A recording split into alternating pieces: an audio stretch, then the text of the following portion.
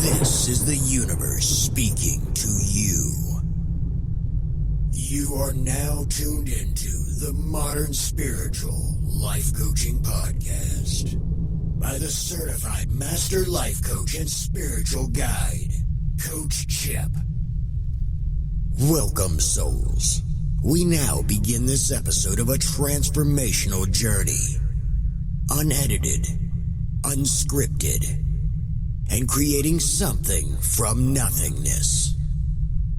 Now, let there be light on Modern Spiritual Life Coaching.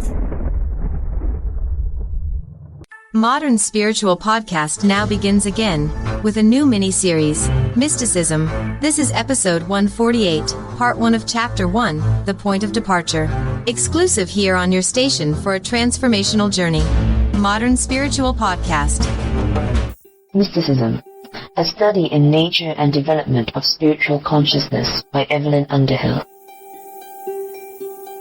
Part 1. The Mystic Fact. But the world, which truly knows nothing, calls mysticism, is the science of ultimates, the science of self-evident reality, which cannot be reasoned about, because it is the object of pure reason or perception. The babe sucking its mother's breast, and the lover returning, after 20 years' separation, to his home and food in the same bosom, are the types and princes of mystics. Coventry Patmore, the rod, the root, and the flower.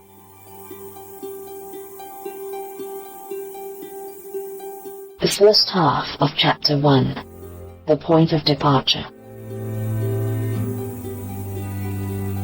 The most highly developed branches of the human family have in common one peculiar characteristic. They tend to produce, sporadically it is true, and often in the teeth of adverse external circumstances, a curious and definite type of personality, a type which refuses to be satisfied with that which other men call experience, and is inclined, in the words of its enemies, to deny the world in order that it may find reality. We meet these persons in the East and the West, in the ancient, medieval, and modern worlds.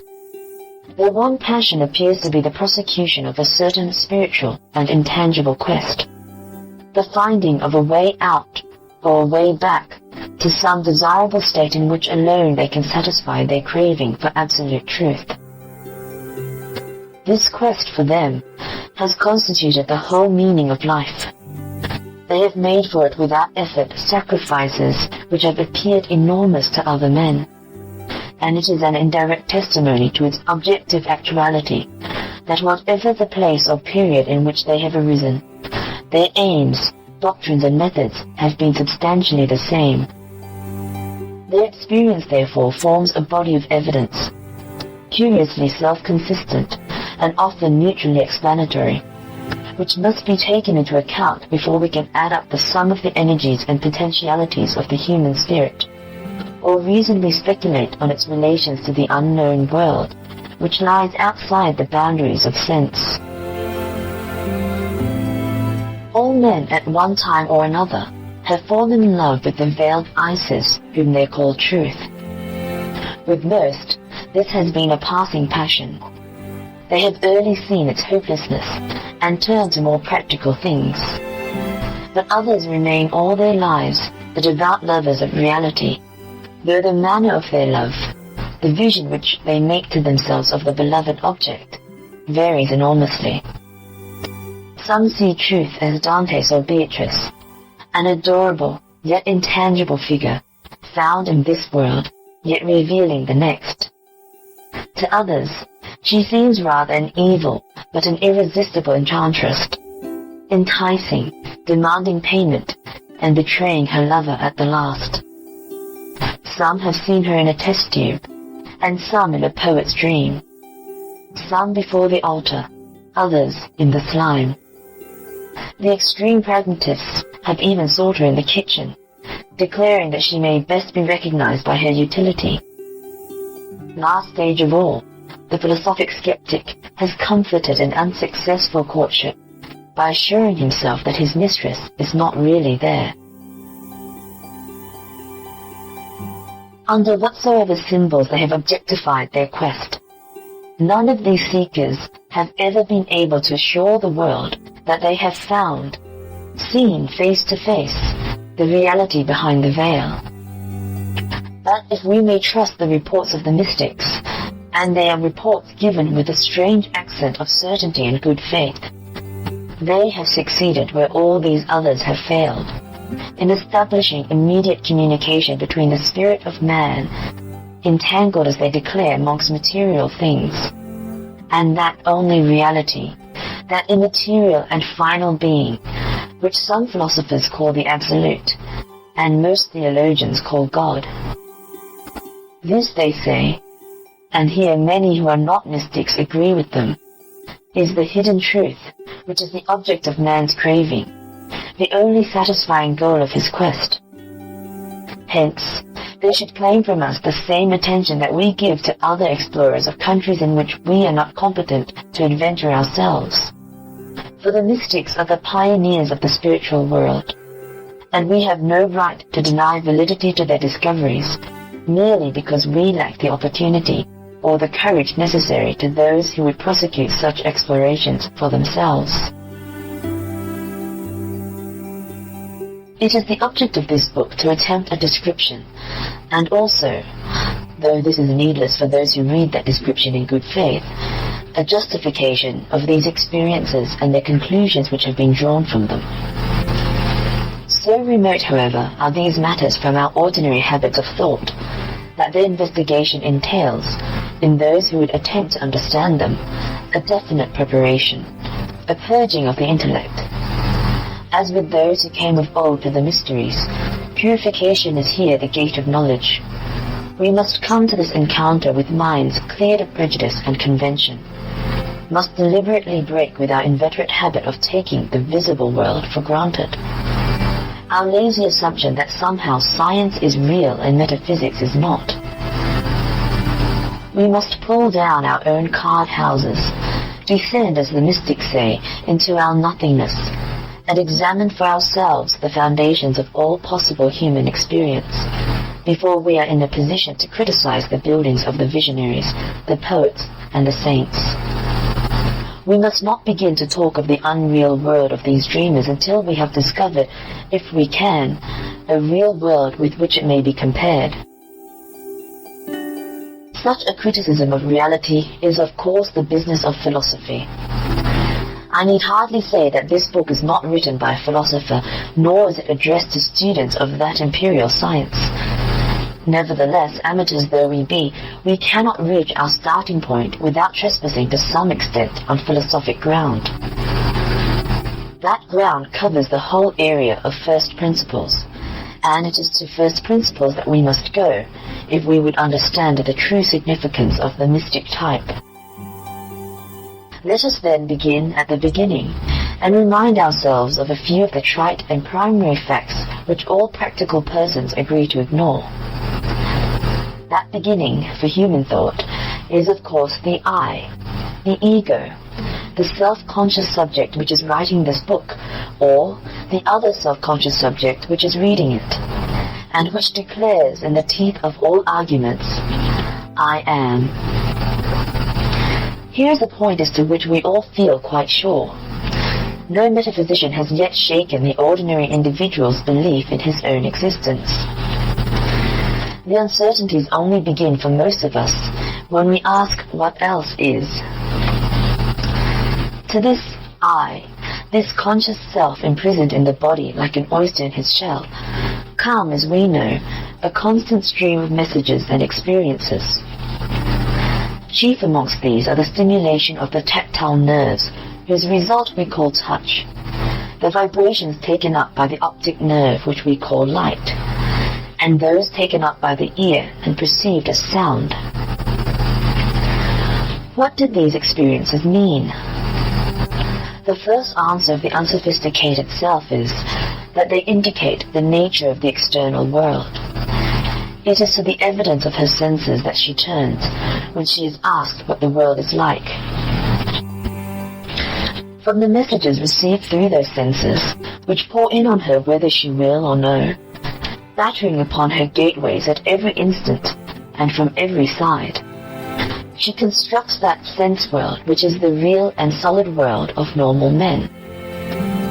As the impressions come in, or rather those interpretations of the original impressions which her nervous system supplies, she pounces on them, much as players in the spelling game pounce on the separate letters dealt out to them. She sorts, accepts, rejects, combines, and then triumphantly produces from them a concept which is, she says, the external world. With an enviable and amazing simplicity, she attributes her own sensations to the unknown universe.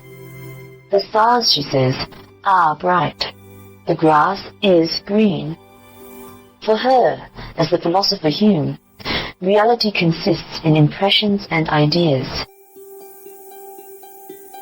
It is immediately apparent, however, that this sense world, this seemingly real external universe, though it may be useful and valid in other respects, cannot be the external world, but only the self's projected picture of it.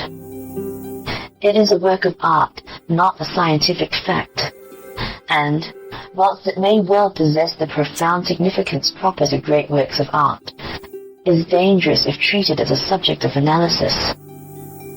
Very slight investigation shows that it is a picture whose relation to reality is at best symbolic and approximate, and which would have no meaning for selves whose senses or channels of communication happen to be arranged upon a different plan. The evidence of the senses, then, cannot be accepted as evidence of the nature of ultimate reality. Useful servants, they are dangerous guides. Nor can their testimony disconcert those seekers whose report they appear to contradict. The conscious self sits, so to speak, at the receiving end of a telegraph wire. On any other theory than that of mysticism, it is her one channel of communication with the hypothetical external world. The receiving instrument registers certain messages. She does not know, and, so long as she remains dependent on that instrument, never can know, the object, the reality at the other end of the wire, by which those messages are sent. Neither can the messages truly disclose the nature of that object. But she is justified on the whole in accepting them as evidence that something exists beyond herself and her receiving instrument. It is obvious that the structural peculiarities of the telegraphic instrument will have exerted a modifying effect upon the message. That which is conveyed as dash and dot, color and shape, may have been received in a very different form. Therefore this message, though it may in a partial sense be relevant to the supposed reality at the other end, can never be adequate to it. There will be fine vibrations which it fails to take up, others which it confuses together. Hence a portion of the message is always lost, or in other language, there are aspects of the world which we can never know. The sphere of our possible intellectual knowledge is thus strictly conditioned by the limits of our own personality. On this basis, not the ends of the earth, but the external termini of our own sensory nerves are the termini of our explorations, and to know oneself is really to know one's universe. We are locked up with our receiving instruments. We cannot get up and walk away in the hope of seeing whither the lines lead. Eckhart's words are still final for us. The soul can only approach created things by the voluntary reception of images. Did some mischievous demiurge choose to tickle our sensory apparatus in a new way, we should receive by this act a new universe. William James once suggested as a useful exercise for young idealists a consideration of the changes which would be worked in our ordinary world if the various branches of our receiving instruments exchanged duties. If, for instance, we heard all colors and saw all sounds. Such a remark throws a sudden light on the strange and apparently insane statement of the visionary St. Martin. I heard flowers that sounded, and saw notes that shone. And on the reports of other mystics concerning a rare moment of consciousness in which the senses are fused into a single and ineffable act of perception, and color and sound are known as aspects of one thing. Since music is but an interpretation of certain vibrations undertaken by the ear, and color an interpretation of other vibrations performed by the eye, this is less mad than it sounds, and may yet be brought within the radius of physical science. Did such an alteration of our senses take place, the world would still send us the same messages. That strange unknown world from which, on this hypothesis, we are hermetically sealed. But we should interpret them differently. Beauty would still be ours, though speaking in another tongue. The bird's song would then strike our retina as a pageant of color. We should see the magical tones of the wind, hear as a great fugue the repeated and harmonized greens of the forest, the cadences of stormy skies. Did we realize how slight an adjustment of our organs is needed to initiate us into such a world, we should perhaps be less contemptuous of those mystics who tell us that they apprehended the Absolute as heavenly music, or uncreated light. Less fanatical in our determination to make the solid world of common sense the only standard of reality. This world of common sense is a conceptual world. It may represent an external universe. It certainly does represent the activity of the human mind. Within that mind it is built up, and there most of us are content at ease for eye to dwell, like the soul in the palace of art. A direct encounter with absolute truth, then, appears to be impossible for normal, non-mystical consciousness. We cannot know the reality, or even prove the existence, of the simplest object, though this is a limitation which few people realize acutely, and most would deny. But there persists in the race a type of personality which does realize this limitation, and cannot be content with the sham realities that furnish the universe of normal men. It is necessary, as it seems, for the comfort of persons of this type, to form for themselves some image of the something, or nothing, which is at the end of their telegraph lines, some conception of being, some theory of knowledge. They are tormented by the unknowable, ache for first principles, demand some background to the shadow show of things. Insofar as man possesses this temperament, he hungers for reality, and must satisfy that hunger as best he can, staving off starvation, though he may not be filled. It is doubtful whether any two selves have offered themselves exactly the same image of the truth outside their gates. For a living metaphysic, like a living religion, is at bottom a strictly personal affair. A matter, as William James reminded us, of vision rather than of argument. Nevertheless, such a living metaphysic may, and if sound it generally does, escape the stigma of subjectivism by outwardly attaching itself to a traditional school, as personal religion may and should outwardly attach itself to a traditional church. Let us then consider shortly the results arrived at by these traditional schools, the great classic theories concerning the nature of reality. In them, we see crystallized the best that the human intellect, left to itself, has been able to achieve. 1. The most obvious and generally accepted explanation of the world is of course that of naturalism, or naive realism, the point of view of the plain man. Naturalism states simply that we see the real world, though we may not see it very well. What seems to normal, healthy people to be there is approximately there. It congratulates itself on resting in the concrete. It accepts material things as real. In other words, our corrected and correlated sense impressions, raised to their highest point of efficiency, form for it the only valid material of knowledge. knowledge itself being the classified results of exact observation. Such an attitude as this may be a counsel of prudence, in view of our ignorance of all that lies beyond. But it can never satisfy our hunger for reality. It says in effect, the room in which we find ourselves is fairly comfortable.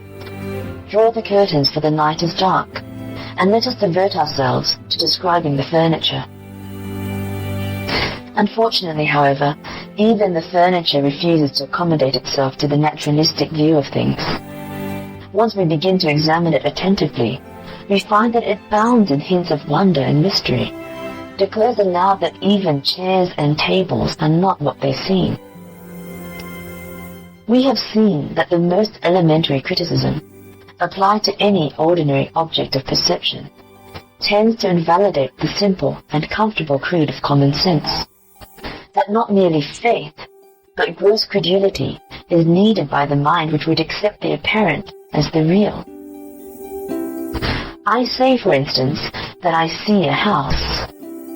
I can only mean by this that the part of my receiving instrument which undertakes the duty called vision is affected in a certain way, and arouses in my mind the idea house. The idea house is now treated by me as a real house, and my further observations will be an unfolding, enriching, and defining of this image.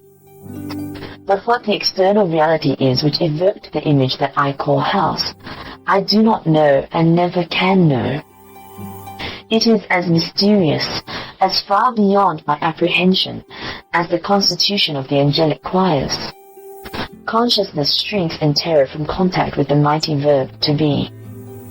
I may of course call in one sense to corroborate, as we trustfully say, the evidence of the other. May approach the house and touch it.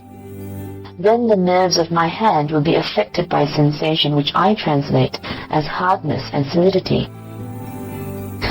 The eye by peculiar and wholly incomprehensible sensation called redness. And from these purely personal changes, my mind constructs and externalizes an idea which it calls red bricks. Science herself, however, if she be asked to verify the reality of these perceptions, at once declares that though the material world be real, the ideas of solidity and color are but hallucination. They belong to the human animal, not to the physical universe. Pertain to accident, not substance, as scholastic philosophy would say. The red brick, says science, is a mere convention. In reality, that bit, like all other bits of the universe, consists, so far as I know at present, of innumerable atoms whirling and dancing one about the other. It is no more solid than a snowstorm. Were you to eat of Alice in Wonderland's mushroom and shrink to the dimensions of the infra-world, each atom with its electrons might seem to you a solar system, and the red brick itself a universe. Moreover, these atoms themselves elude me as I try to grasp for them. They are only manifestations of something else. Moreover, these atoms themselves elude me as I try to grasp them. They are only manifestations of something else. Could I track matter to its lair, I might conceivably discover that it has no extension, and become an idealist in spite of myself. As for redness, as you call it, that is a question of the relation between your optic nerve and the light waves which it is unable to absorb. This evening, when the sun slopes, your brick will probably be purple. A very little deviation from normal vision on your part would make it green.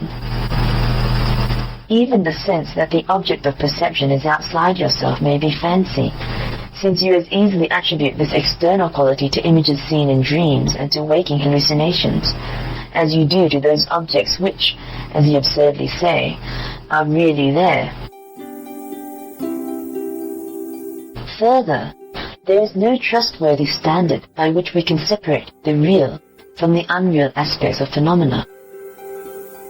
Such standards as exist are conventional, and correspond to convenience, not to truth. It is no argument to say that most men see the world in much the same way, and that this way is the true standard of reality.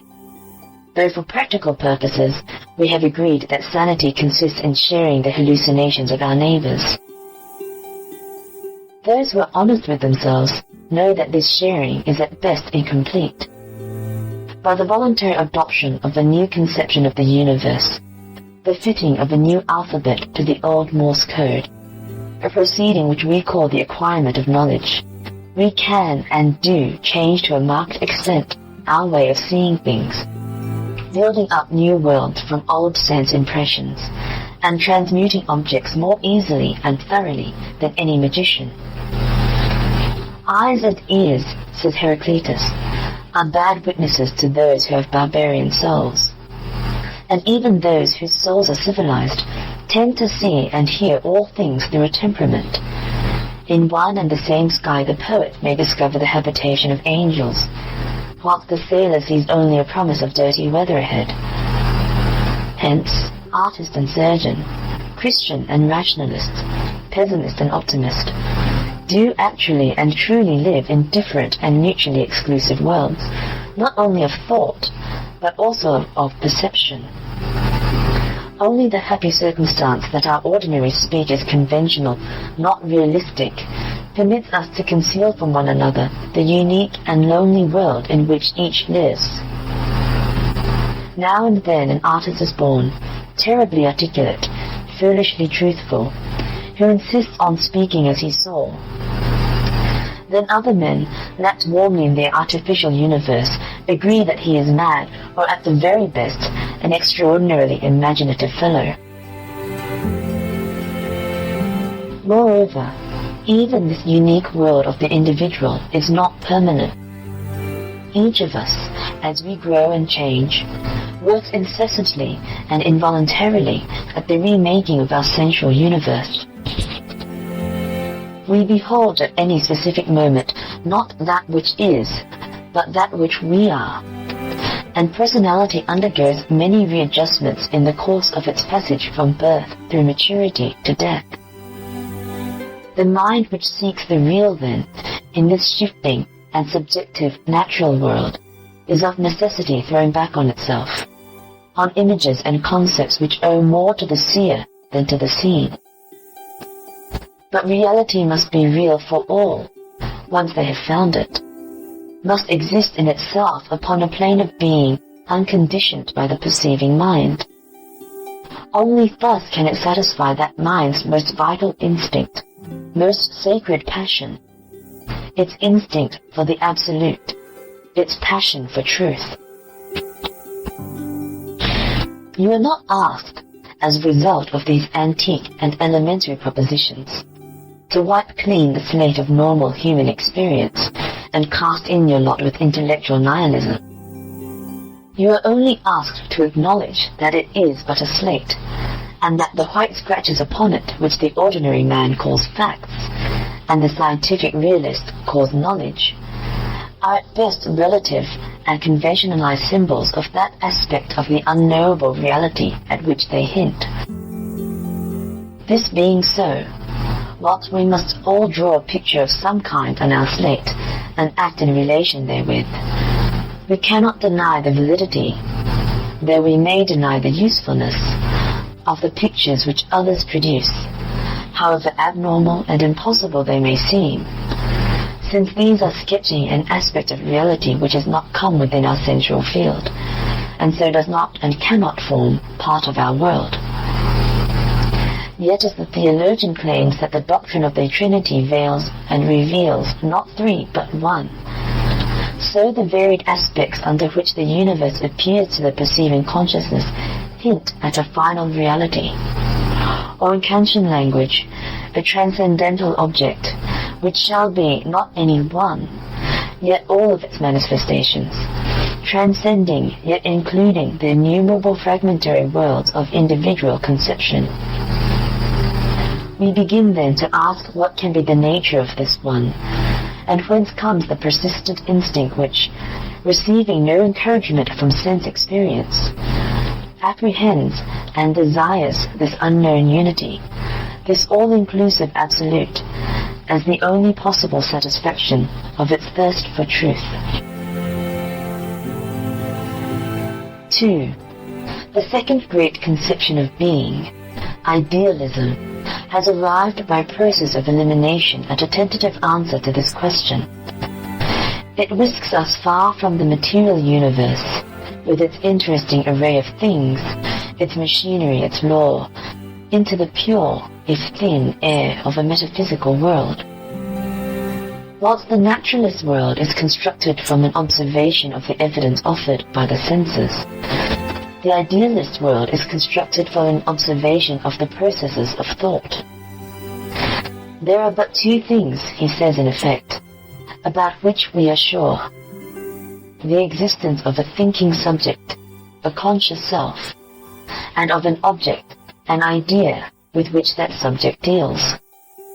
We know, that is to say, both mind and thought.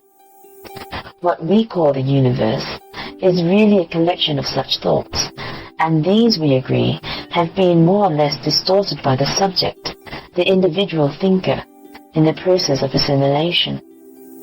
Obviously, we do not think all that there is to be thought, conceive all that there is to be conceived. Neither do we necessarily combine in right order and proportion those ideas which we are capable of grasping.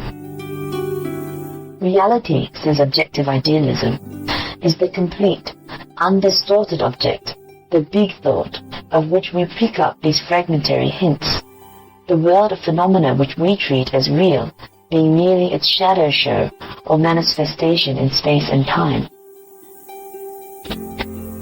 According to the form of objective idealism here chosen from amongst many as typical, for almost every idealist has his own scheme of metaphysical salvation, we live in a universe which is, in popular language, the idea or dream of its creator. We, as Tweedledum explained to Alice in the most philosophic of all fairy tales, are just part of the dream. All life, all phenomena, are the endless modifications and expressions of the one transcendent object, the mighty and dynamic thought of one absolute thinker, in which we are bathed. This object, or certain aspects of it, and the place of each individual consciousness within the cosmic thought, or, as we say, our position in life, largely determines which these aspects shall be, is interpreted by the senses and conceived by the mind, under limitations which we are accustomed to call matter, space, and time. But we have no reason to suppose that matter, space, and time are necessarily parts of reality, of the ultimate idea.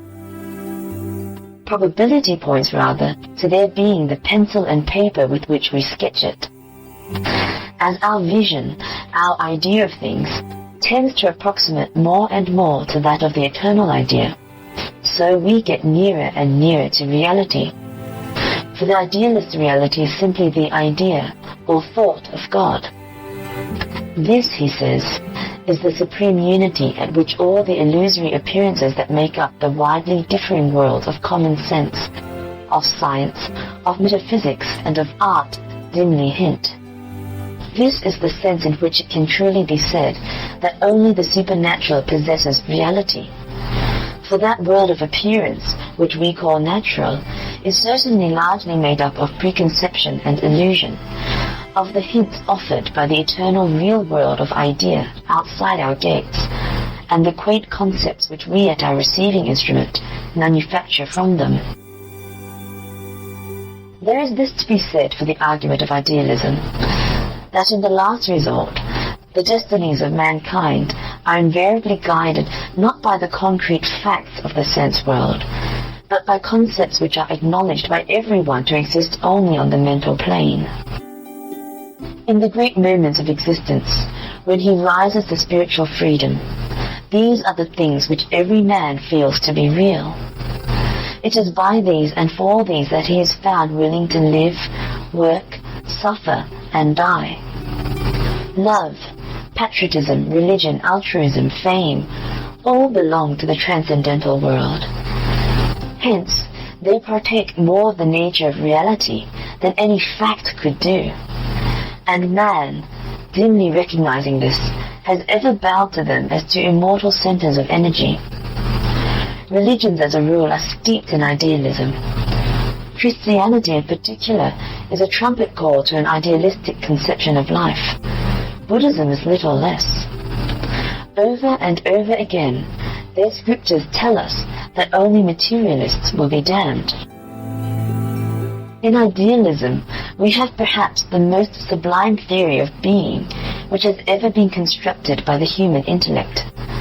A theory so sublime, in fact, that it can hardly have been produced by the exercise of pure reason alone, but must be looked upon as a manifestation of that natural mysticism, that instinct for the absolute which is latent in man.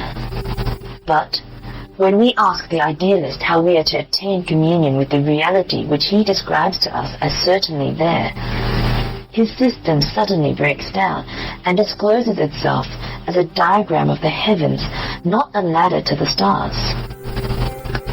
This failure of idealism to find in practice the reality of which it thinks so much is due, in the opinion of the mystics, to a cause which finds epigrammatic expression in the celebrated phrase by which St. Jerome marked the distinction between religion and philosophy.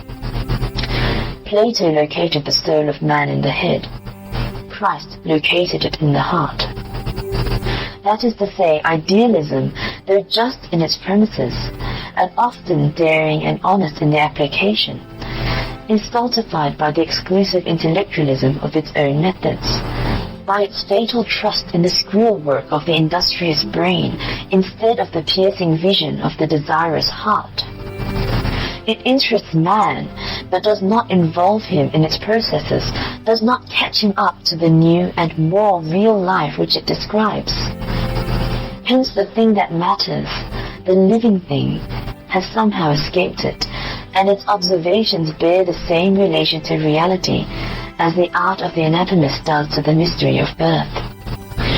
End of the first half of Part 1, Chapter 1. I am Samantha, filling in for Master Certified Alchemy Coach Chip, while he is away on a special project. The next Mystic episode, we will play Chapter 2 on the Friday of the Morning Gratitude, on the Modern Spiritual Podcast.